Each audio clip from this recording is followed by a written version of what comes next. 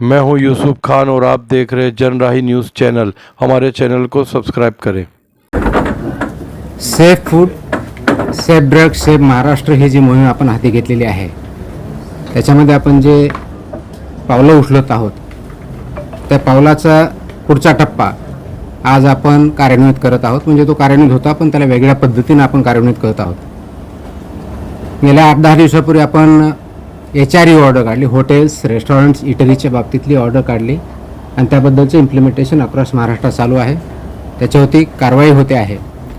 आता त्याच्या पुढचं आपल्या अन्नामध्ये सर्वात महत्त्वाचा जो घटक असतो तो असतो दूध, milk and milk products.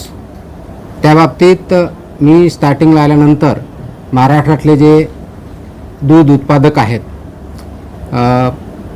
Milk प्रॉडक्टवाले जे आहेत, ते प्रोड्युसर्स आहेत, यांची एक मीटिंग याच ठिकाणी घेतली होती आणि त्याच्यामध्ये आपली परिस्थिती काय आहे हे त्यांच्या निदर्शनास आणून दिलं होतं. कोणते रेग्युलेशन्स, रूल्स, स्टँडर्ड्स त्यांनी पाळायचे, कशा पद्धतीने पाळायचे याबद्दलही त्यांना प्रेझेंटेशन करून जवळजवळ 1 तास त्याच्यामध्ये चर्चा करून त्यांना मार्गदर्शन केलं होतं. त्यानंतर बऱ्याच अंशी काही ज्या मोठ्या इस्टॅब्लिशमेंट्स आहेत त्यांनी त्यांच्या स्तरावर त्यांच्या कर्मचाऱ्यांचं प्रशिक्षण घेणं, त्यांचे जे व्हेंडर्स आहेत त्यांचं प्रशिक्षण घेणं, यांचंही काम चालू केलेलं आहे. ही चांगली गोष्ट आहे. परंतु फक्त तेवढ्यापुरतं जाऊन आपल्याला थांबता येणार नाही. आपल्याला सर्वंकष जी इकोसिस्टम आहे, दूध प्रक्रियेमधली पूर्णपणे इकोसिस्टम, अगदी प्रोड्युसरपासून म्हणजे फ्रॉम फार्म टू प्लेट, म्हणजे कंझ्युमरच्या ताटात जाईपर्यंत फार्म टू प्लेट ह्या कन्सेप्टवरती आपल्याला काम करावं लागणार आहे. आणि त्या साखळीमधले सर्वजण जे आहेत त्यांनी हे जे स्टँडर्ड्स आहेत ते पाळणं, ते इम्प्लिमेंट करणं आणि त्या अनुषंगाने त्या मानांकनानुसार तो प्रॉडक्ट तयार करणं, स्टोअर करणं, ट्रान्सपोर्ट करणं, प्रोसेस करणं आणि विकणं, या सर्व गोष्टीवरती काम करावं लागणार आहे. त्या अनुषंगाने आज आपण दुधातील भेसळ, कृत्रिम दूध आणि गंभीर अन्न सुरक्षा उल्लंघन जे आहेत दुधाच्या बाबतीत त्याच्याबद्दलच्या कॉम्प्रहेन्सिव्ह कंप्लायन्स ऑर्डर इश्यू केलेल्या आहेत.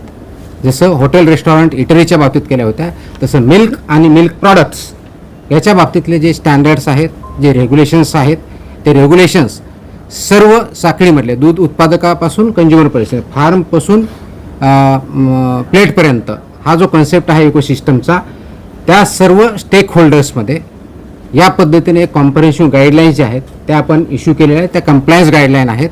त्या कुणाला बंदी घालण्यासाठी नाही आहे, तर त्या कंप्लाय करण्यासाठी आहेत.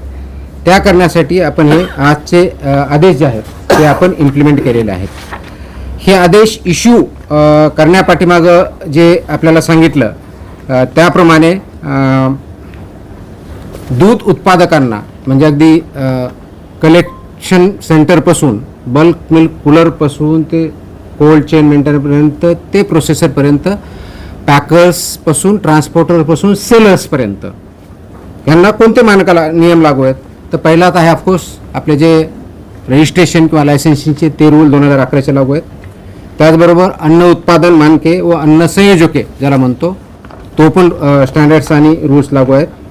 त्याचबरोबर दूषके, विषय व अवशेष हे जे आहेत 2011चे ते पण स्टँडर्ड्स लागू आहेत. विक्रीवरील प्रतिबंध व निर्बंध जे आहेत, प्रोहिबिटेड आयटमच्या बाबतीत रेग्युलेशन्स ते पण लागू आहेत. लेबलिंग आणि प्रदर्शन हे जे आहेत हे पण लागू आहेत. अन्न सुरक्षा मानके पॅकेजिंग विनियमन जे आहे 2018 ते पण लागू आहेत. त्याचबरोबर अन्नाचे सदृढीकरण ज्याला फॉर्टिफिकेशन जे म्हणतो हे पण रूल याच्यामध्ये लागू 2018चे. आणि जाहिरात आणि दावे हे पण रूल्स अँड रेग्युलेशन लागू आहेत. म्हणजे 8 प्रकारचे रेग्युलेशन्स फसाई ॲक्ट 2006च्या अंतर्गत जे आहेत आणि 2011चे रूल्स प्लस हे 8 प्रकारचे मिनिमम रेग्युलेशन्स हे प्रत्येक जणाला लागू आहेत. याचं पालन होणं अपेक्षित आहे. आता हे पालन करण्याच्या दृष्टिकोनातून हे कुणाकुणाला लागू आहे हा प्रश्न आपल्यासमोर आलेला असेल. तो सर्वात पहिला जो आहे, दूध संकलन केंद्र, कलेक्शन सेंटर्स जे असतात ते किंवा बल्क मिल्क कूलर्स यांना लागू आहेत. दुसरं आहे दूध शीतकरण सेंटर्स, जे केंद्र आहेत, कूलिंग सेंटर ज्याला म्हणतो, तिथं आहेत.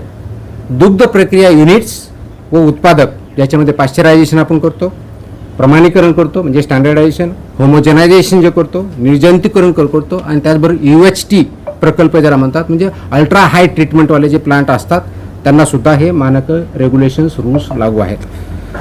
त्याचबरोबर पॅकर्स आणि फिलिंग स्टेशन्स म्हणजे बऱ्याच वेळेस आपण बंद बॉटल्स तयार करतो किंवा पॅकेट तयार करतो ते पॅकर्स आणि फिलर्स यांना पण हे लागू आहेत. वितरक, वाहतूकदार आणि घाऊक विक्रेते यांना पण हे नियम लागू आहेत. किरकोळ विक्रेते, दूध बूथ्स, दूध विक्रेते व सुटे दूध विक्रेते यांना पण लागू आहेत. स्वयंचलित व बल्क दूध विक्री चालक यांना पाहिलं आहेत. ऑटोमॅटिक व्हेंडिंग मशीन याच्यामध्ये असतात त्यांना. दूध व दुग्धजन्य पदार्थाचे उत्पादक म्हणजे मिल्क प्रॉडक्ट्सवाले जसे की त्याचबरोबर पॅकिंग करणारे ह्या दुधाच्या प्रॉडक्टच्या बाबतीत आणि दुधाच्या बाबतीत पॅकिंग करणारे विक्रेते व यामध्ये पनीर असेल, चना असेल, खवा असेल, तूप असेल, लोणी असेल, क्रीम, दही, चीज, आईस्क्रीम, दूध powder, condensed milk, flavoured milk व इतर सर्व दुग्धजन्य पदार्थ याचे उत्पादक यांना पण हे सर्व नियम लागू आहेत. या सर्वांनी या नियमांचं तंतोतंत पालन करायचं ज्याच्या माध्यमातून हे परिपूर्ण दूध सेफ मिल्क हे कंझ्युमरच्या प्लेटपर्यंत घरापर्यंत जाईल. कोणत्याही प्रकारचं त्याच्यामध्ये अडल्टरेशन असणार नाही, कोणत्याही प्रकारचं त्याच्यामध्ये कंटॅमिनेशन असणार नाही, कोणत्याही प्रकारचं सबस्टँडर्ड मिल्क ते असणार नाही. म्हणजेच सेफ असेल, अनसेफ किंवा सबस्टँडर्ड किंवा मिसब्रँडेड अशा प्रकारचं मिल्क किंवा मिल्क प्रॉडक्ट्स हे कंझ्युमरपर्यंत आपल्याला देता येणार नाही, विकता येणार नाही किंवा प्रक्रिया करता येणार नाही. यासाठी हे नियम लागू आहेत. आता थोडक्यात कारण डिटेल ऑर्डर आहे, प्रेस नोट पण डिटेल देतो आहे मी, त्याच्यामध्ये काही गोष्टी आपल्याला शॉर्टमध्ये सांगतो कारण हे जर डिटेल सांगायला गेलं तर खूप मोठ्या प्रमाणात वेळ लागेल. ते आपण प्रेस नोटमध्ये निश्चितच वाचाल हे मला अपेक्षित आहे. त्याचप्रमाणे त्याची पब्लिसिटी कराल हे मला अपेक्षित आहे. पण थोडक्यात जर आपल्याला सांगायचं झालं तर याच्यामध्ये जसं ॲप्लिकेबिलिटी सांगितली त्याचप्रमाणे याच्या बाबतीत कर्तव्य व जबाबदाऱ्या ज्या आहेत या FBO ज्या फूड बिझनेस ऑपरेटर ह्या सेक्टरमध्ये जे काम करतात त्याच्यामध्ये त्याचे हाताळणारे दूध व दुग्धजन्य पदार्थ हाताळणारे, प्रक्रिया करणे, साठवणे,